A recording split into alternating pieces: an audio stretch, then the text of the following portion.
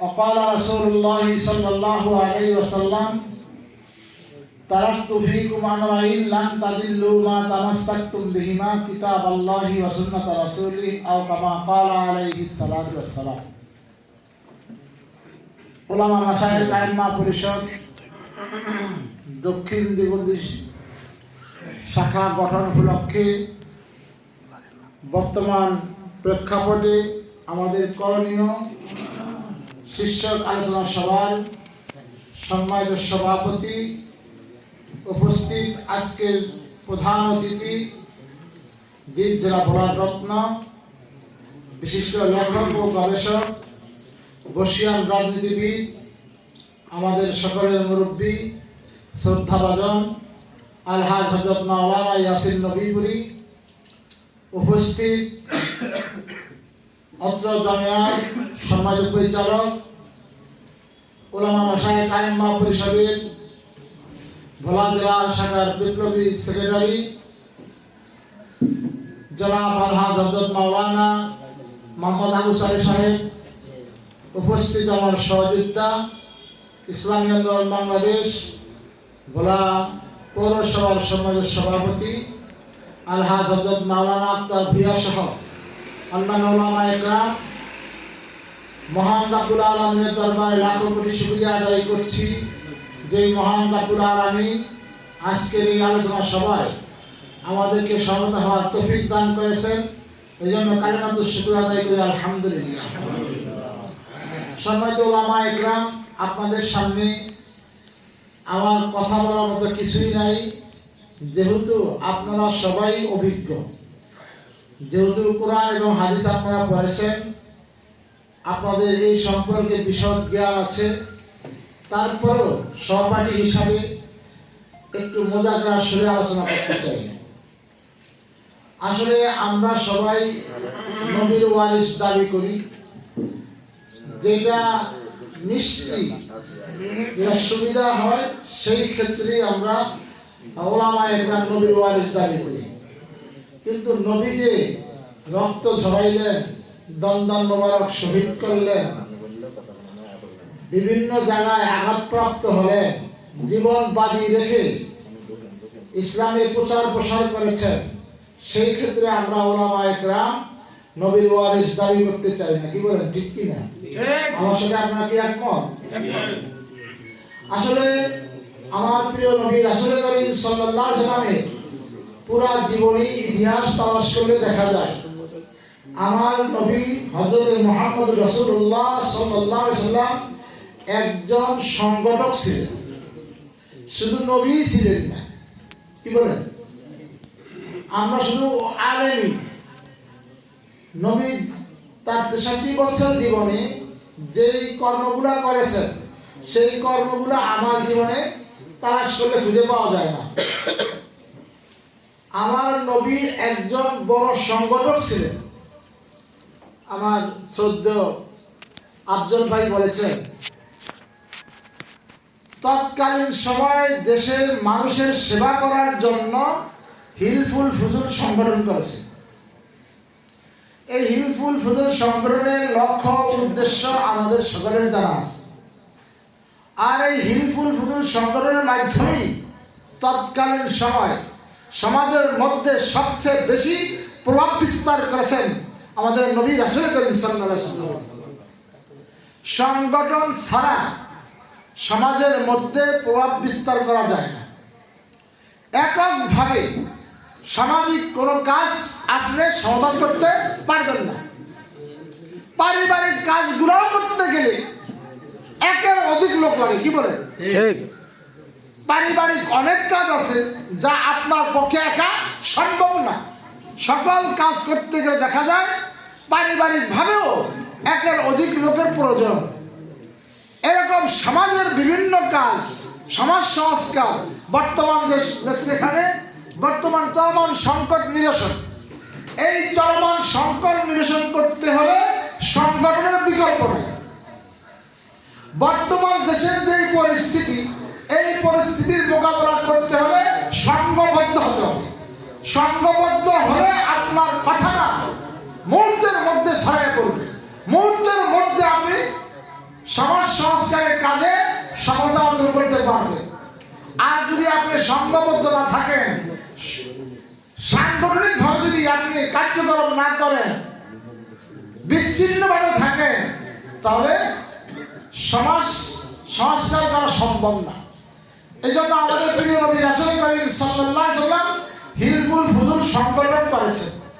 তাহলে যেহেতু আমরা নবীর ওয়ারিস দাবি করি, নবী যদি সংগঠন করেছেন, তাহলে আমাদেরও সংগঠন করা দরকার। কি বলেন? ঠিক। আজকে দুঃখ পরিতাপের বিষয়, আমি আলেম, আমার মর্যাদা কোথায়? আমি আমার মর্যাদাকে চিনতে পারি নাই, আমি আমাকে চিনতে পারিনি। আজকে বলে আমরা ওলামা একরাম, আমরা কি করতে পারব? আরে ওলামা একরামই সব কাজ করতে পারে। কি বলেন? পারে কিনা? আজকে দেখেন ধর্ম উপদেষ্টা আহমদ খালিদ সাহেব বাংলাদেশের যত উপদেষ্টা আছে তার মধ্যে সবচেয়ে শ্রেষ্ঠ। কোন উপদেষ্টা বাংলায়, আরবিতে, ইংরেজিতে, উর্দুতে, ফার্সিতে অনর্গল বক্তব্য দিতে পারে না। আমাদের ডক্টর ইউনূস সাহেব, উনি বিদেশে বক্তব্য দিচ্ছেন, আমি ফেসবুকে দেখছি, 1 লাইন 2 লাইন 3 লাইন ইংলিশে কথা বলছেন, এরপর আবার বাংলাতে কথা বলছেন, আমার হাসিয়ে দিছে। তাহলে বাংলাদেশের যত উপদেষ্টা আছে, সকল উপদেষ্টার মধ্যে সর্বশ্রেষ্ঠ আমি মনে করি আহমদ খালিদ। সে ইংলিশে, আরবিতে, বাংলায়, উর্দুতে, ফার্সিতে অনর্গল বক্তব্য দিতে পারে। হিন্দুদের একটা অনুষ্ঠানে গেছে, সেখানে অনর্গল সে হিন্দি ভাষায় বক্তব্য দিচ্ছে। ওলামা একরাম আরবি, বাংলা, উর্দু, ফার্সি সব ধরনের জ্ঞান তাদের মধ্যে আছে। আপনাদের মধ্যে যোগ্যতা আছে, এই যোগ্যতাকে সমাজের মধ্যে ফুটে তুলতে হবে। এই ফুটে তোলার জন্য সংগঠনের বিকল্প নাই। আজকে আমাদের ভোলার ইয়াসিন নবীপুরি দেখবেন সর্বসাইডে তার যোগ্যতা আছে। ইংলিশে বক্তব্য দিতে পারে, আরবিতে পারে, বাংলাতে পারে, উর্দুতে পারে, ফার্সিতে পারে। কিন্তু তাকে আমরা যদি সেভাবে সংগঠনের মাধ্যমে তাকে যদি প্রচার করতে পারতাম, তাহলে সে সংসদ সদস্য হতে পারত।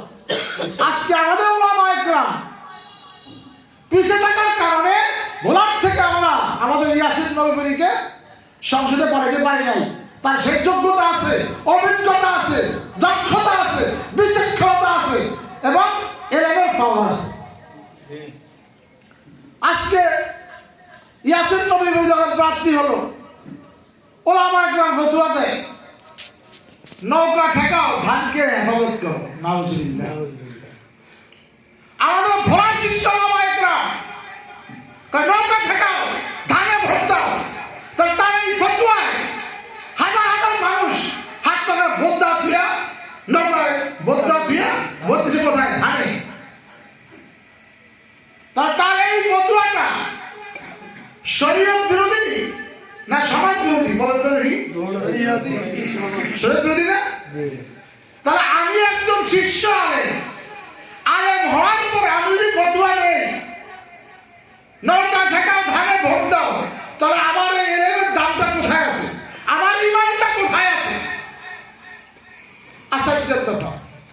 এই জন্য বলবো, আমরা ওলামা একরাম যদি ঐক্যবদ্ধ হই, তাহলে ভোলায় আগামী নির্বাচনে আমরা আশা করি, আমার দৃঢ় বিশ্বাস, ভোলার সদর আসন থেকে আমরা বিজয় লাভ করতে পারবো ইনশাআল্লাহ।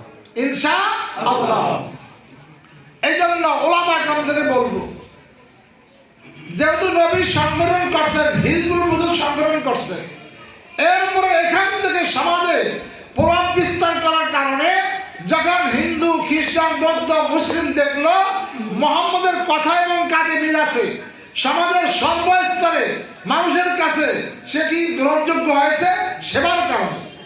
আজকে ওলামা একরাম আমরা মানুষের সেবা করতে চাই না, মানুষের বিপদে মানুষের পাশে দাঁড়াতে চাই না, যার কারণে আমাকে মানুষ ছিল না। আর আমাকে দেখলে মানুষ ভয় পায়, এই হুজুরে নিতে আসছে, দিতে আসতেছে না, নিতে জানে, দিতে জানে না। আজকে আমরা এরকম করতে জানি, এরকম করতে জানি না। কথাটা বুঝতে পারছি? এই জন্য ওলামায়ে কেরাম যদি এখন সচেতন হয় আর সংগঠন করে সংঘবদ্ধ হয়, তাহলে সমাজের মধ্যে ওলামায়ে কেরামদের কর্তৃত্ব ফুটে উঠবে। আর ওলামায়ে কেরাম যখন সমাজের সালিস বিচার করতে পারবে, তখন ওলামায়ে কেরামদেরকে মানুষ ডাকবে। এখন মানুষ ওলামায়ে কেরামদেরকে ডাকে, বাবা মারা গেলে, মা মারা গেলে 3 দিন না 7 দিন না 40 দিন না মিলাদ করার জন্য ডাকে। ঠিক। আর তখন ডাকবে ওলামায়ে কেরামদেরকে বিচার করার জন্য।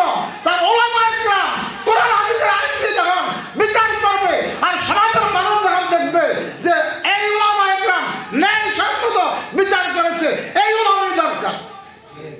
এই জন্য আগামী নির্বাচনে আমাদের এই ইউনিয়ন থেকে যদি আমরা একজন আলেমকে চেয়ারম্যান বানাইতে পারি, আজকে দেখেন এই ইউনিয়নের যে সাবেক চেয়ারম্যান ছিল, সেই সাবেক চেয়ারম্যানকে পার করছে মুফতি নোমান, আগের চেয়ারম্যান।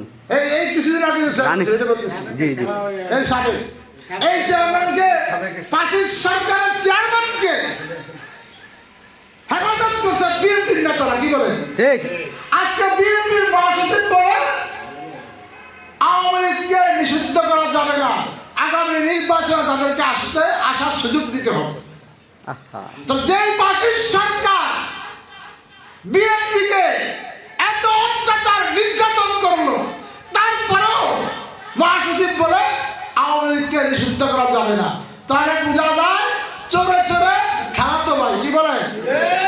তাহলে ওরা যদি এক হইতে পারে, চোরে চোরে যদি এক হইতে পারে, আমরা হক্কানি ওলামায়ে কেরাম এক হতে পারবো না কেন? আজকে পীর সাহেব চরমনাই যে একটা হক এবং সংগ্রাম যেটা হক, এই ব্যাপারে কি আপনাদের কোনো মতামত আছে কিনা? আপনারা কি আমার এই কথার সাথে একমত হতে পারেন? পীর সাহেব চরমনাই একটা হক এবং হক সংগ্রাম নিয়ে সামনে অগ্রসর হইতেছেন, এই কথা যদি আপনারা একমত হতে পারেন? যদি কেউ কোনো প্রশ্ন থাকে, জানতে চান, আমাদের ইয়াসিন নবী সাহেব আছেন, এই ব্যাপারে তার কাছে যথেষ্ট দলিল প্রমাণ সহ এই সমাজে হক সে বলতে পারবে। যদি হক হয়ে থাকে, তাহলে আমরা কেন পিছিয়ে থাকবো? আমরা এই হকের সাথে সহযোগিতা করার দরকার আছে কিনা? এই জন্য আসুন, ভেদাভেদ ভুলে গিয়ে কাঁধে কাঁধ মিলে যদি আমরা ঐক্যবদ্ধভাবে কাজ করতে পারি, তাহলে সময়ের ব্যাপার। আমরা এই ইউনিয়ন থেকে আমাদের মান আবু সালেহ সাথে যদি প্রার্থী দেয়, আমি যদি আপনারা ঐক্যবদ্ধভাবে কাজ করেন, তাহলে সময়ের ব্যাপার কিনা বলেন? এলাকার জনগণ বেড়াই জনগণ এখন ওলামায়ে কেরামকে চায়, চার দোকানে বসে আড্ডার মধ্যে বলে এখন আমরা সবাই ঐক্যবদ্ধ, এবার ওলামায়ে কেরামদেরকে হুজুর থেকে ভোট দিব। এই কথা বলে কিনা? আর আমরা যদি হুজুরেরা যদি নাকে তেল দিয়ে খাতা কাগজে ঘুম যায়, তাহলে তাদের সামনে আমরা পাবো? এই জন্য আমাদের মাওলানা আবু সালেহ হুজুর যোগ্যতা আছে, দক্ষতা আছে, অভিজ্ঞতা আছে, বিচক্ষণ আছে। যদি আমরা যদি সবাই ঐক্যবদ্ধভাবে কাজ করি, প্রত্যেকটা ওয়ার্ড কমিটি গঠন করি, ইসলামী আন্দোলন, ছাত্র আন্দোলন, যুব আন্দোলন, শ্রমিক আন্দোলন, শিক্ষক ফোরাম, ওলামা শাইখ আইম্মা পরিষদ, মুজাহিদ কমিটি, এগুলো যদি আমরা করি, নতুন হয়েছে আবার মুক্তিযোদ্ধা প্রজন্ম, এই সবগুলো যদি আমরা সংগঠন করি, শুধু সংগঠনের লোক যদি ভোট দেয়, তাহলে চাইবে। ঠিক। এই জন্য আপনাদের কাছে আপনাদের পায়ে হাত রেখে বলবো, যেহেতু আমরা ওলামায়ে কেরাম, আমরা নবীর ওয়ারিস, নবী রাজনীতি করছেন। আজকে যদি আমরা বলি আমি রাজনীতি পছন্দ করি না, তাহলে নবীর একটা অংশকে আপনারা অস্বীকার করলেন। আমার সাথে একমত? নবী কি রাজনীতি করেন নাই? নবী কি রাষ্ট্র পরিচালনা করেন নাই? নবী যদি রাষ্ট্র পরিচালনা করে থাকেন, তাহলে আমরা ওলামায়ে কেরাম রাষ্ট্র পরিচালনা করতে ব্যর্থ কেন? আমাদের তো সামনে আসতে হবে। এই জন্য আসুন, সময় শেষ, শুক্রবার দিন, অনেক সময় হয়ে গেছে। আসুন আমরা আজকে থেকে অঙ্গীকার করি যে ইনশাআল্লাহ সামনে আমরা অগ্রসর হব। পিছে যা গেছে গেছে, বাজা, সামনে আমরা কি করবো? ইনশাআল্লাহ ঐক্যবদ্ধভাবে আমাদের দক্ষিণ দিগন্তীর চেয়ারম্যান ছিনিয়ে আনার জন্য আমরা বদ্ধপরিকর।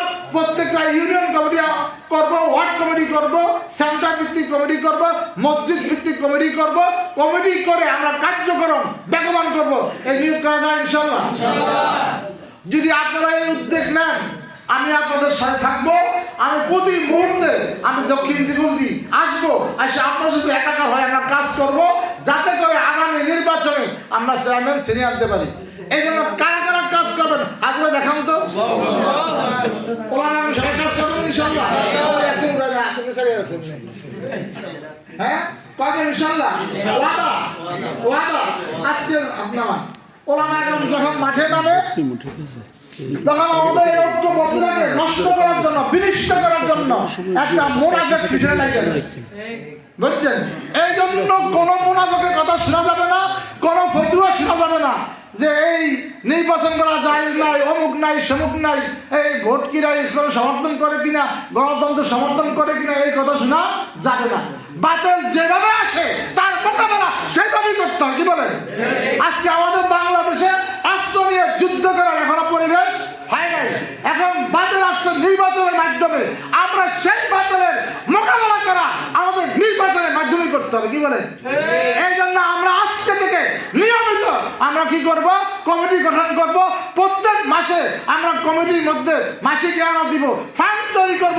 ওই ফান্ডের টাকা দিয়ে আমরা কি করবো? কার্যক্রম পরিচালনা করবো ইনশাআল্লাহ। আল্লাহ আমাদের সবাইকে আগামী নির্বাচনে চেয়ারম্যান বিজয় ছিনিয়ে আনার জন্য আমরা আজকে যে কাজ করব, আল্লাহ আমাদের সবাইকে কাজ করার তৌফিক দান করুক। ওয়া আখিরু দাওয়ানা আলহামদুলিল্লাহি রাব্বিল আলামিন। আসসালামু আলাইকুম ওয়া রাহমাতুল্লাহ।